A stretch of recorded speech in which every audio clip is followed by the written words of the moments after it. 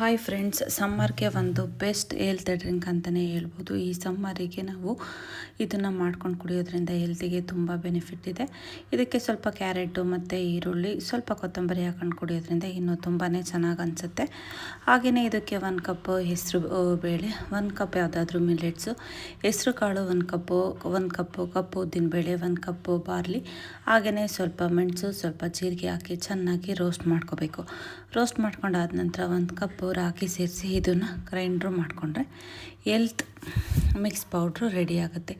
ಇದೇ ಥರದ್ದು 35+ ಮಾಡ್ಕೋಬೋದು. ಇದು ಸಿಂಪಲ್ಲಾಗಿ ನೀವು ಮಾಡ್ಕೊಳ್ಳೋ ಅಂಥದ್ದು. ಈ ಥರ ಹೀಗೆ ಗಂಜಿ ಮಾಡಿಕೊಂಡು ಇದಕ್ಕೆ ನೀವು ಮೊಸರನ್ನ ಸೇರಿಸ್ಕೊಂಡು ಕುಡಿಯೋದ್ರಿಂದ ತುಂಬಾ ಹೆಲ್ತಿಗೆ ಒಳ್ಳೆಯದು.